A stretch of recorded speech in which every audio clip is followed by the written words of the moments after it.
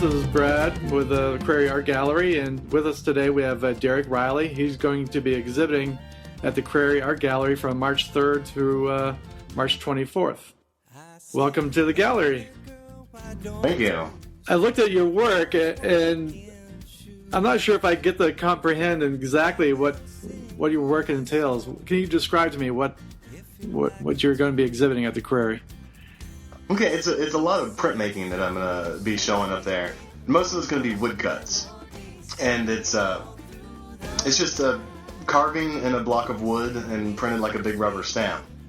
And I'll also have some silk screens, which are a little easier to understand because it's still used widely for T-shirts and band posters, and most people do know about silk screen. So I've got some silk screens I'm going to be sending up too, but for the most part, it's all going to be woodcuts. Okay, the woodcuts, man. What's the process of creating a woodcut print? Well, the first thing I do is get a block of wood, and I'll figure out what I want to put on it, and I sketch it out in pencil, and then I draw the whole thing out again in Sharpie, and I draw it exactly how I want it to look. And at that point, I'll stain the block red so that I can see where I've carved. So how big are these blocks of wood, though? Well, they're various sizes. I've got any of them from about 6 inches by 10 inches to 4 foot by 8 foot, which is the biggest I have the capabilities of printing here. So it's a pretty wide range, and I'm gonna be sending a wide range of size pieces up to the show as well. Mm-hmm. Okay, so you lay down, overlay your print over top of the wood, and you carve it out. Yeah, carve it out. I've got some. I've got the tools here. I'll just bring them up. I've got some Japanese hand tools. They're handmade in Japan. Uh-huh. Super sharp, and I carve everything out by hand. Mm-hmm. I get the carvings done. I've got some rubber rollers, and I roll the ink over the top of the board and squeeze it through an old press, and it transfers the ink from the top of the board to the paper. Oh wow. That's pretty interesting. I understand you started off by drawing, then you eventually got to the medium where you are now. How did that process take place?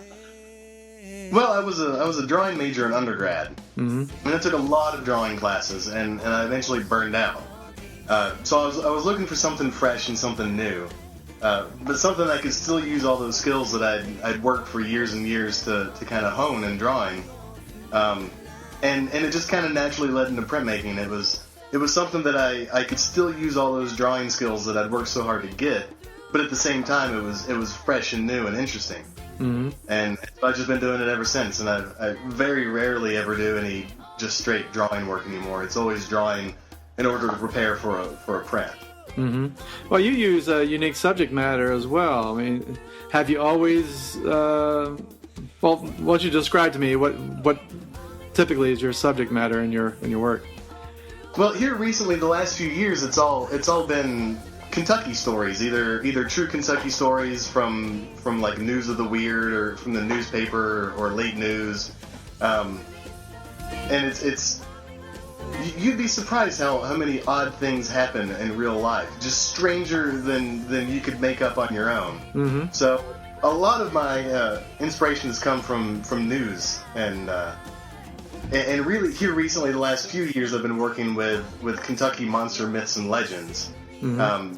I wasn't born in Kentucky, but I've lived most of my life here. And Kentucky's a very interesting subject in its own because it's definitely got a identity crisis going on. We're not North, we're not South, and we've got people here with billions of dollars and then people with just dollars. Uh-huh. So we got everything going on here, and so there's a wide variety of subject matter to deal with. Uh-huh. So you've always dealt with topical matters, or is that how you started out? It's not really how I started out. It's when I kind of figured out what I wanted to do is when I really took it to the level of social commentary and a little bit of satire. So for a long time, it's been dealing with actual events, actual things, and or even myths and legends that have in a lot of ways brought us to where we are. Right. Mm-hmm. So you deal on topical subjects as well. I mean, do you find yourself, you listen to a story and, hey, you immediately think, I got to put that in print? Yeah, several times. NPR is the best source of woodcut material. I've gotten several things off of NPR. So how quickly can you generate a print? No, I don't. It's not that. Well, it depends. I teach at several different universities here in Lexington, and if it's the middle of the school year, it seems to take me forever. A medium-sized block's probably going to take me 2 or 3 months during the school year. Oh wow!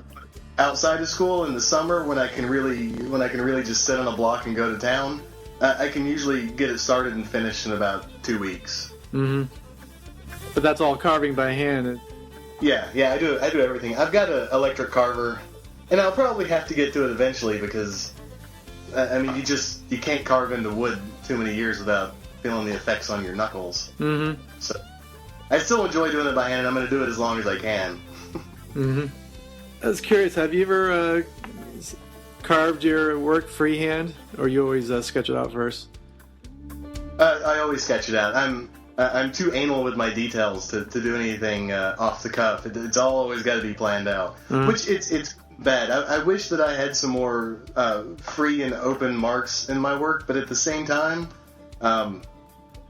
going into it without a plan for the end is a little scary for me. I like to get all the thinking out of the way first, and then I can just sit and watch a movie while I carve. I hear you. So I'm sure you get different kinds of reaction when people view your work. What's a typical type of reaction? Well, it all changes. A lot of people think it's funny, and it's meant to be funny. But a lot of people are really offended by it. I don't really understand why they're so offended. I had a show in Minnesota last year, and they had a sign-in sheet where people could leave comments. Oh no! And one person left a comment that was saying that I had daddy issues, and my dad's about my best friend. So. Absolutely wrong with it, but I don't know what he saw in the work to make him think that I had parent issues. That was not... At least you take the criticism well, I guess. Yeah, and it's weird. People get affected different ways when they look at it, and that's fine. That's part of viewing artwork. But it is meant to be funny. But everything's not funny to everybody. Right, I hear you.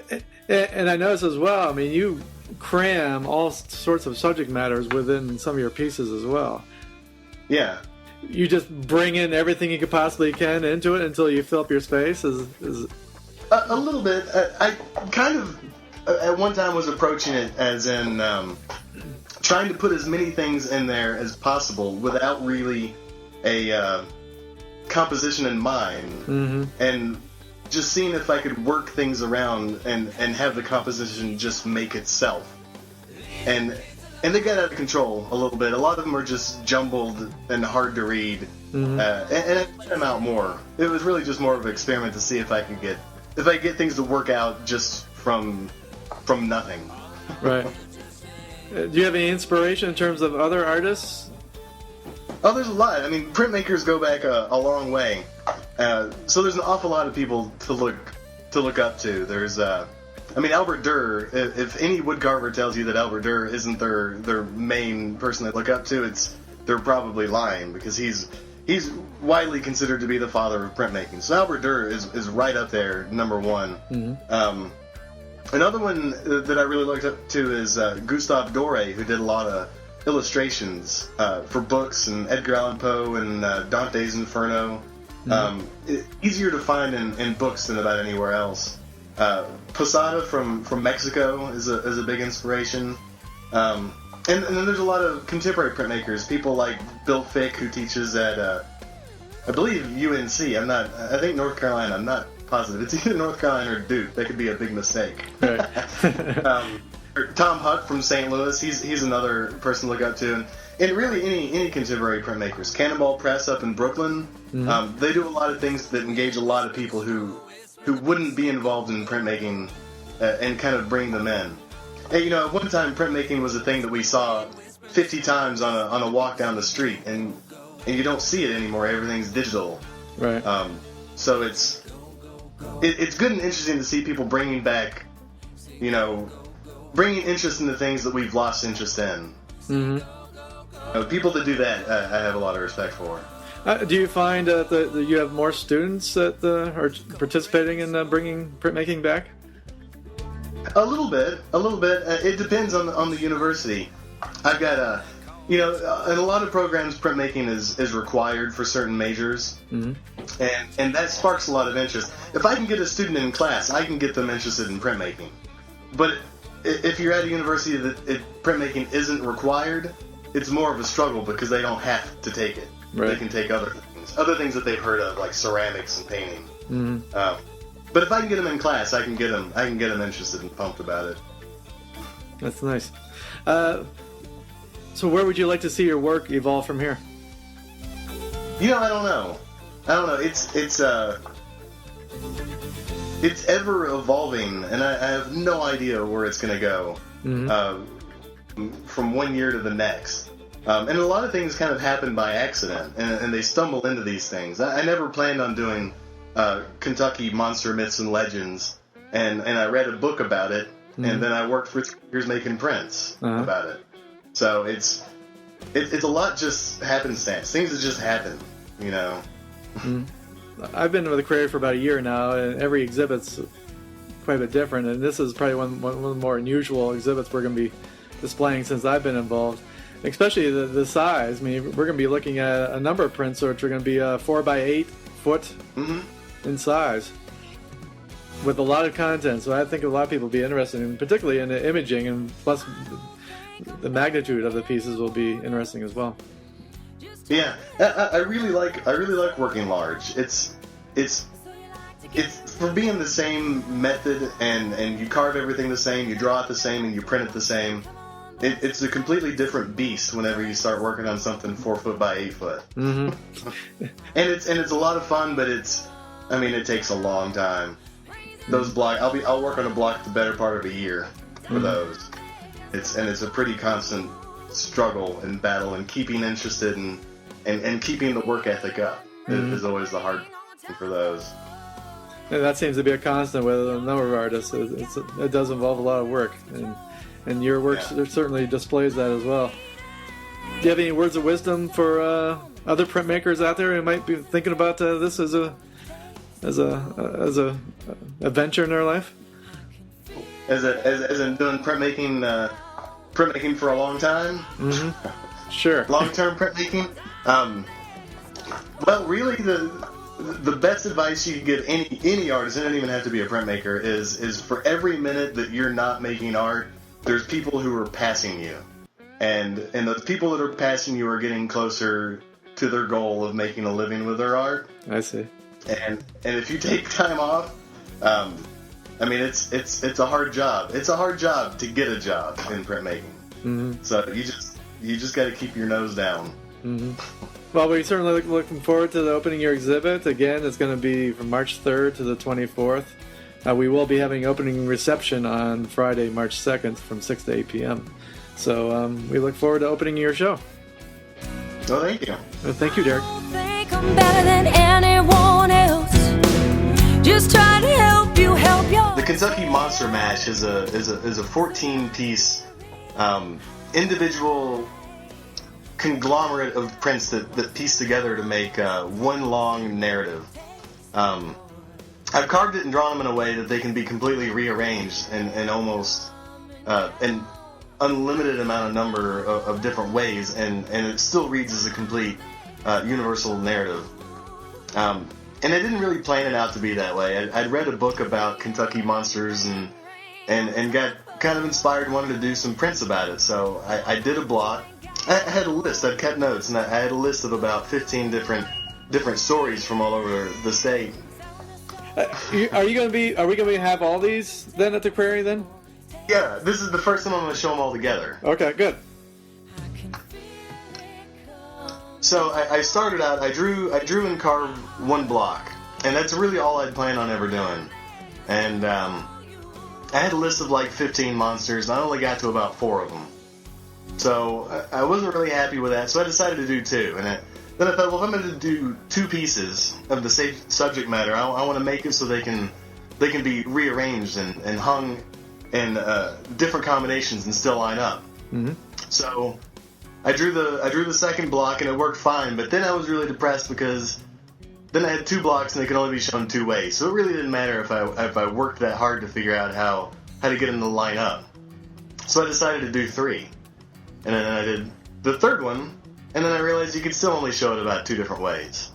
So then I did 4, and then I did 4 more, and then I did 6 more. So I see. You could literally just line them right up, and they just blend continually on. Yeah. They and there's, I mean, it took the better part of about 3 years of planning and carving and printing to get these to line up. Mm-hmm. And get them all done and finished. But and I've never shown them anywhere, so it's going to be interesting to see what they all look like together. I've sold a couple of complete sets of them, but I've never seen them all hanging up together. So to see pictures of it, we'll look forward to that. But I'll go through and kind of name some of my favorites. Kentucky Monster Mash Part 1. There's a character dressed up like Batman with overalls. Mm-hmm. That's based off of a guy named Lightning Jack, who a lot of people believe was actually Jack the Ripper. And at the same time that Jack the Ripper was in London, there was another guy named Lightning Jack that would wear a cape and a mask, and he would always jump out and grab women late at night when they were walking down the street, and they never caught him because he could run really fast and jump really high. And I guess back then that's all it took to get away. Mm-hmm. So at one point, Lightning Jack disappears, and then he shows back up in Louisville, Kentucky. So they think that it's the same guy, but they're not really sure. But yeah, and it's, from what I hear, it's actually what the comic book character Batman was based off of, because he would wear a mask and a cape, and the mask had the little bat ears on it. So how long ago was this story from? Oh, this would have been I guess it's like the 1700s. Oh, okay. 1800s. I don't know, a long time ago. Mm. So I don't know if that's true or not, but I did read that on the internet, and everything you read on the internet is true. Yeah, definitely. So that. And let's see. On the Kentucky Monster Mash Part 4, there's my favorite one in that one. This is actually the first block I did for this whole series. There's a Cyclops gorilla, and there's an old ancient Indian burial ground in the town next to Lexington. It's a little town called Nicholasville, and there's this rumor that the Indians put a curse on this burial mound that if you messed with it, the Cyclops gorilla would come out of a tree and kill your pigs. Not the pigs. Yeah, which I guess back then it was a big deal. But I don't know anyone that has pigs anymore, but maybe everybody did until they messed with the mound. You never know. Mm-hmm. I did away with them.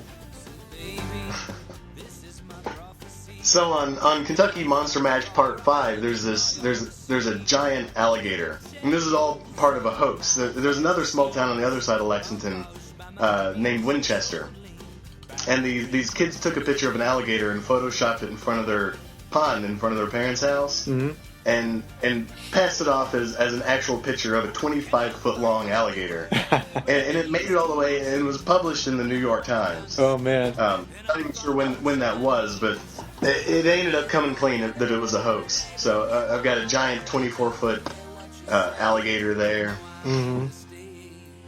In Part 7, I put zombies in it. I've got a love affair with zombies. I mean, I grew up in the 80s, which was Return of the Living Dead and all those movies, and I just love them. I ate them up. I still watch a lot of them. But Return of the Living Dead was set in Louisville, which was good enough for me to include them into this whole series. There's not actual legends about zombies in Kentucky, except for that movie, so I just added them. If you could do Cyclops gorillas, you could do zombies. That's right. Complete artistic license. In Part 8, there's a devil duck snake, which that's really all the information I got. It's just this weird hybrid monster that's supposed to be in the mountains in eastern Kentucky. Part devil, part duck, and part snake. Doing a keg stand. That's the chupacabra doing a keg stand. There's some giant Smurfs. I've always heard... everybody knows the rumors on Kentucky. We're all inbred, you know? And this I've never seen it. I live close to eastern Kentucky, but there's still a couple hours away. But I've heard that there's mountain people that have blue skin. And I don't know if that's true. People swear that they've seen it. I've never seen it. So these are some giant Smurfs, and I hear it's some kind of like hereditary skin disorder that turn blue. But I don't know. I don't know for real. They probably do but exist. Also, right in the back is that's Daniel Boone wrestling Bigfoot. And I looked this up because Daniel Boone was actually the first American to report a Bigfoot sighting. Oh man! And it was so Daniel Boone's in this. I did not know that. And let's see, down in part 11, I've got a mini gorilla riding a giant lizard. They don't actually, there's no myth with it where they're together. There's just myths of mini creatures and giant lizards, so. What about the parachuting snakes, though? Parachuting snakes, that was a rumor that the government was parachuting in rattlesnakes to take care of the rodent problem in the mountains. Okay. But you know, they don't do, they actually work really hard to keep, you know, animals out of places they're not supposed to be, so they would never do that. But there's blogs all over the internet about parachuting rattlesnakes into Kentucky. Mm-hmm. Part 12's it's got a lot of my favorite ones that I found. Right in the front, that's the axe handle hound, which if you leave your axe out overnight, the axe handle hound's going to come up and eat the handle. And I don't really know the origin of the story, but I'm pretty sure it's something that loggers at one time came up with to kind of tell the story on how they lost their axes overnight. Uh-huh. So yeah, it's this dog that's just supposed to go around and eat your axe handles. Over his shoulder on the right, that's a side-hill wampus, which is a type of cat that lives at the top of mountains, and he's got one set of legs are longer than the other set. And the reason for that is so he can walk around a mountain peak and not have to squat on one side. Because mountain peaks all are like this, right? Exactly. So the side hill wampus, it's hard to tell on my website, but he's wearing lifts on one side. I do see that, yes. Stand up straight. Uh-huh. And on the other side, on part 13, there's a man dog. And that one, I'm not so happy with my carving on the man dog. He looks good, and the tones and everything are printed right, but his face is supposed to be more like a human's. Uh-huh. The part of this that I'm really not happy about any of these, and it's that one part. He looks good, but he just doesn't look like a man, and he's supposed to be a man dog, half man, half dog. Uh-huh. So that one I'm not too happy with. Part 9's got a meat rain. And that actually happened in Kentucky. There's news stories all over the internet about it. And it was like 40 or 50 years ago. I'm not exactly sure. And they don't even know what caused it. But on this one person's farm out in the middle of the country, it just started raining meat. And they've never figured out why. People think that a tornado hit like a meat factory or a meat packaging, and it just carried it and just dumped it on this one person's property. They have no idea where it came from, but one person's property rained meat for an entire hour. Nice. Which is just bizarre. And on part 14 is called a billadad, which is half kangaroo, half beaver, and half bird. It's just this bizarre. It's one of those bizarre combinations of animals, mm-hmm. which I'm actually starting to work a little bit with now on a lot smaller scale. New work that I think I'm going to be sending up is I've got a coonigator, which is a half raccoon and half alligator, and a tunicorn, which is a tuna fish with a unicorn horn. Nice. I've been working a lot with the combinations of animals lately. Uh-huh.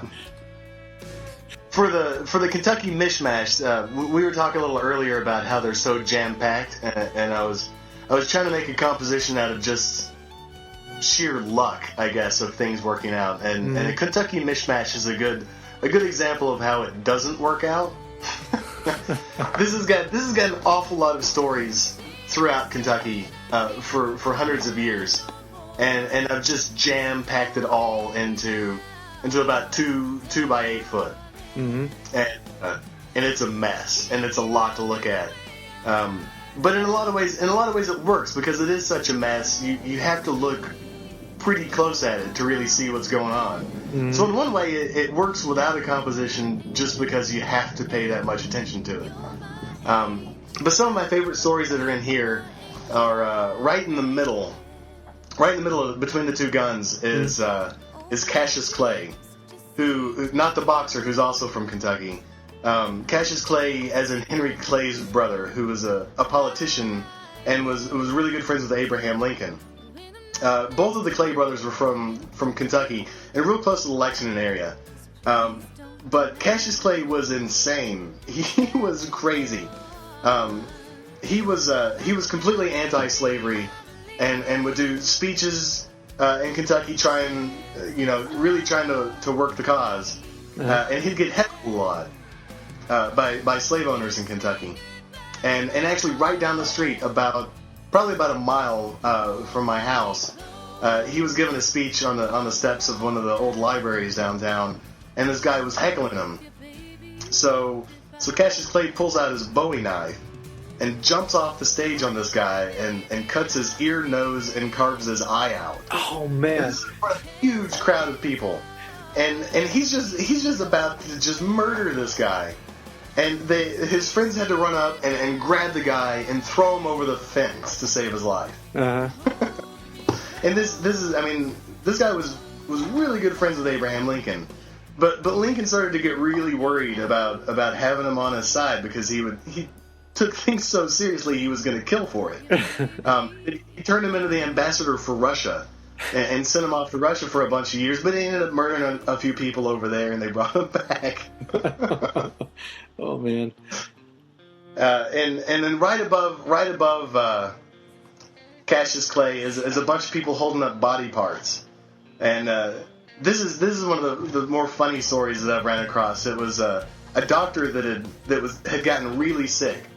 And he didn't really talk to his family that much. But his whole family knew he was a doctor and knew he had a lot of money, so when he was on his deathbed, they all would come up and say, "Oh, I would love to have something to remember you by." So, and all of them were doing it. People that hadn't talked to him for 20 years were "I just would love to have something to remember you by." So, when he died, he left a will and willed each member of the family a piece of his body. And donated all of his money to the surgeon that did the autopsy. So that was a pretty good story. And let's see, what else have we got in here? We got people looking down barrels of shotguns. There's been a few people that have died looking down the barrel to see if it's loaded. Right. Let's see, and kind of close to the top left corner, there's a guy in a glass case, and that's Speedy Atkins, and that's my hometown is Paducah, Kentucky, in western Kentucky, and Speedy is a petrified man, and he was on display for years in Paducah, and even when I was a kid, he was on display. He's not on display anymore. I think they've actually buried him now, but there was a big flood. And Speedy floated away for a little while, and then eventually floated back. Was there a tide in Kentucky? Yeah, back in the same town. He missed it and came back. But there's a lot of tragic stories that I've got here. The bottom with the 2 shot kids and Santa Claus is a story I read about this husband who dressed up like Santa Claus to surprise the family, and came inside. Everybody was excited, and somebody had gotten a shotgun for Christmas, so he was just gonna kind of played with it, picked it up, and was playing with it, and shot his wife in the face. So could you imagine the trauma that these kids have grown up with after Santa Claus come in and shoot their mom in front of them on Christmas morning?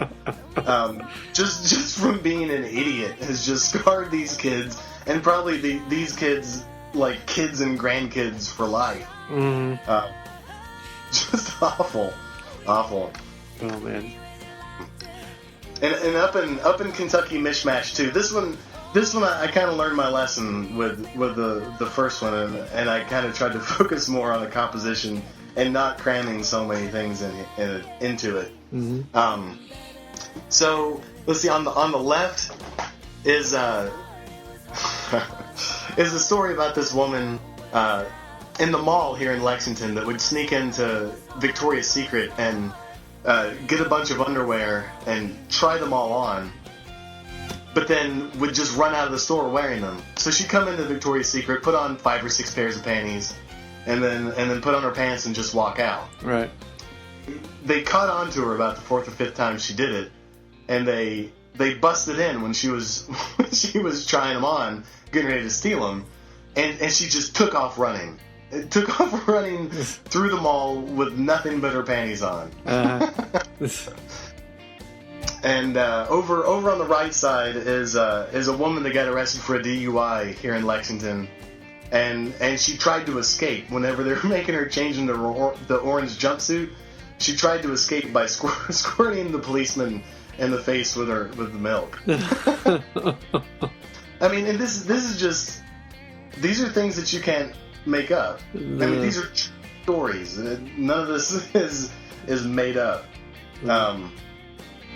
Over between the two is a husband and wife, newlyweds, having a knife fight. This actually happened down the street from my parents' house.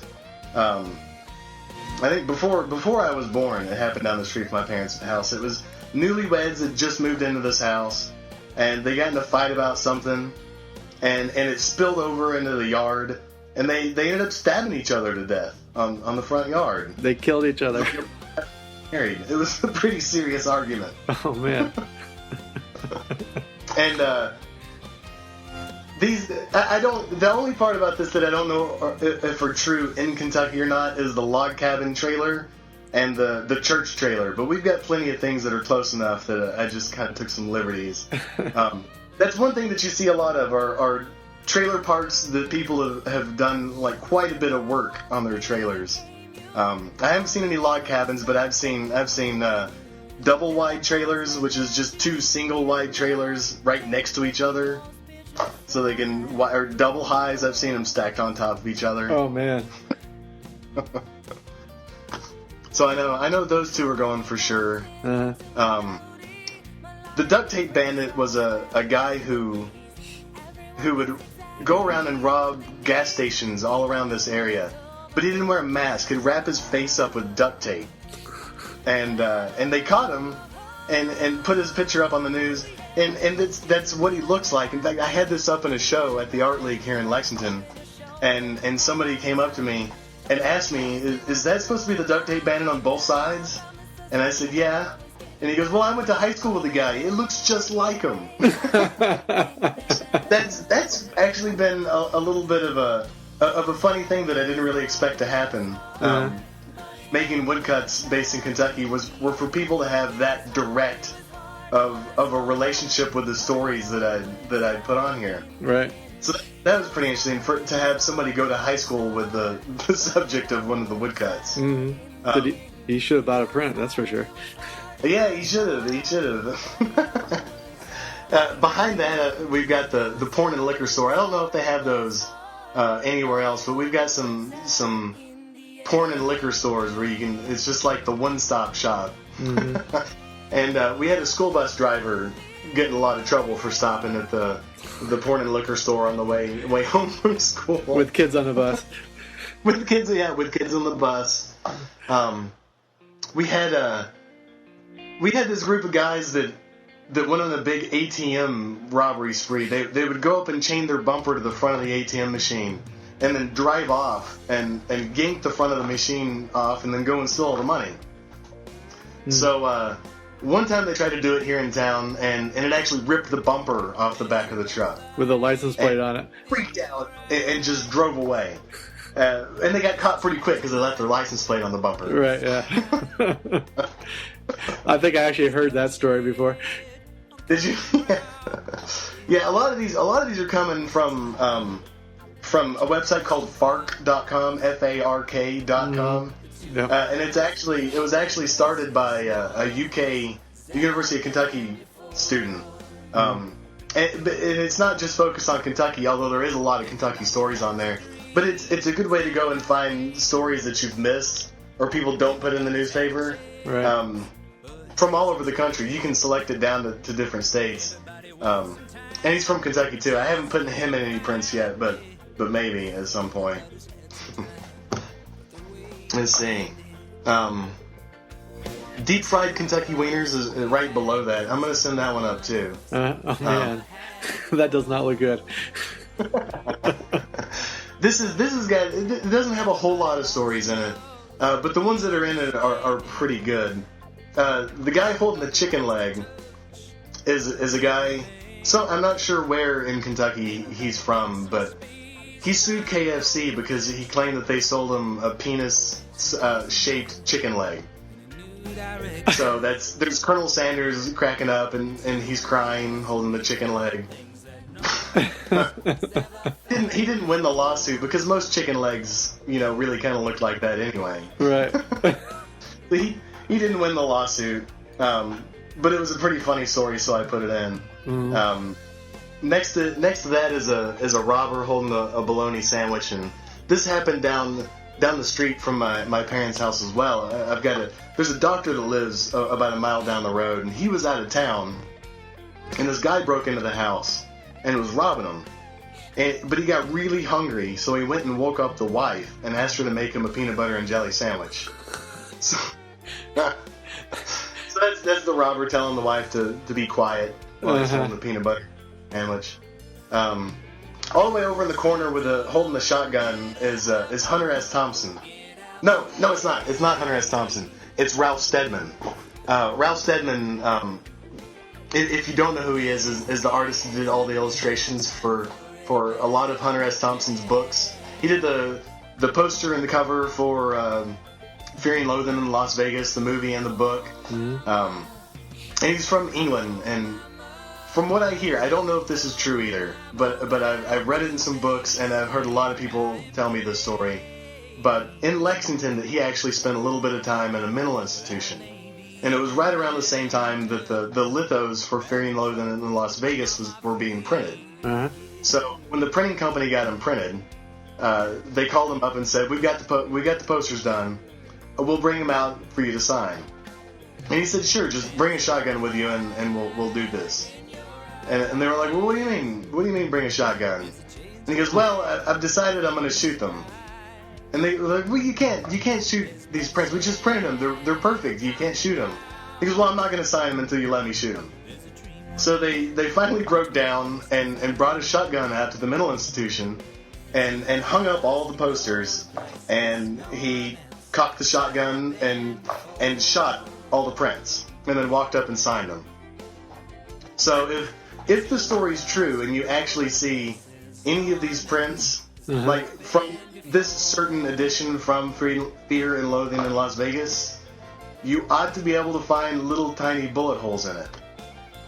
I've never actually seen an actual, like, the poster that this is supposed to be based on. I've never actually seen that poster in person, so I have no idea.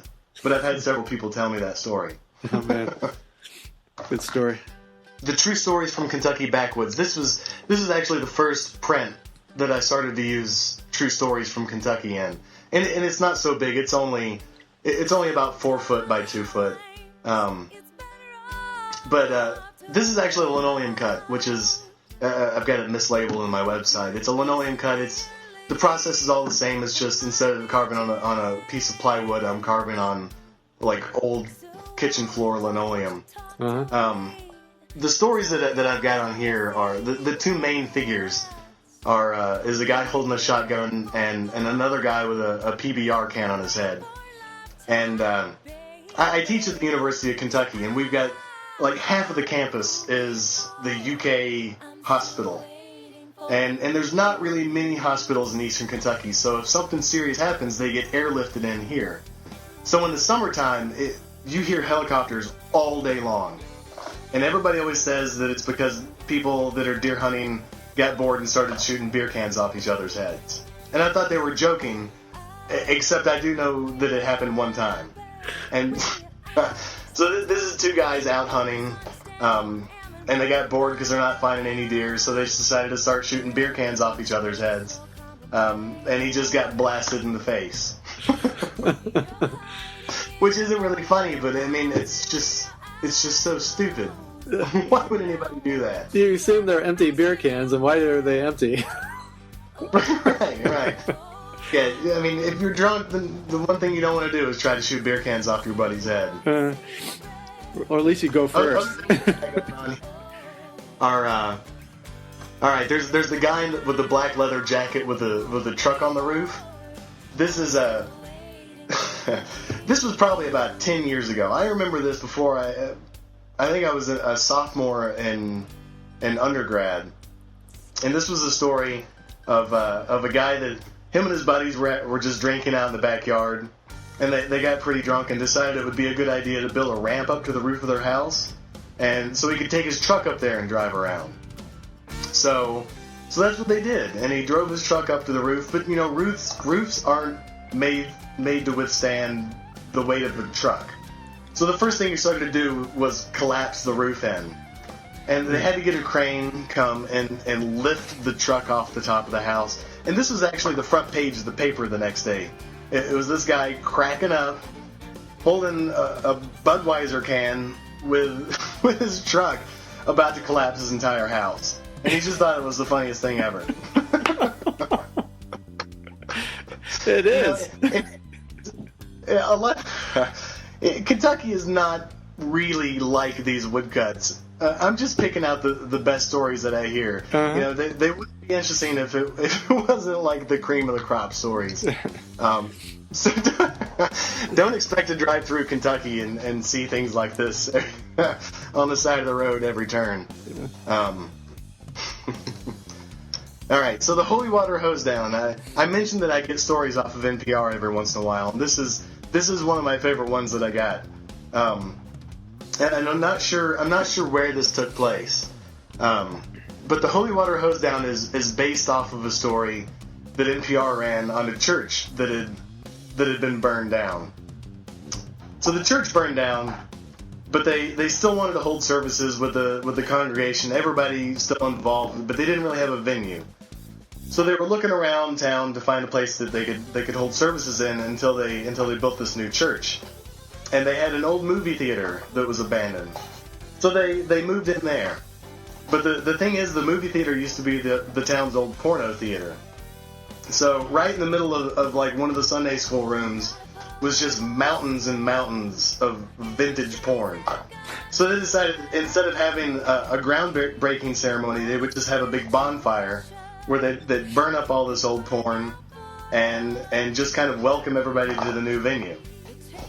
So before it started, they called the fire department and had them come out just in case the film got out of hand. If anybody had seen the Inglourious Bastards, you know, the ending of that movie was where the theater burns down because the film is so explosive, and it was the same deal. They didn't want it to get out of hand, right? So they had the fire department come out. So when the fire department showed up, the priest blessed the truck and asked to have all the water inside of it turned into holy water.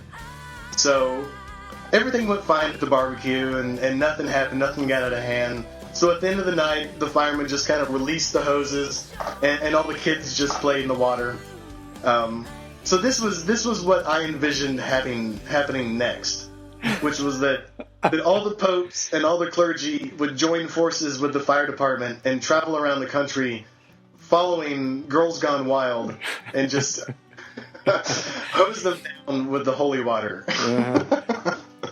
So we've got in this scene we've got a Girls Gone Wild shoot and popes with water guns filled with holy water and people with fire hoses hosing down the girls.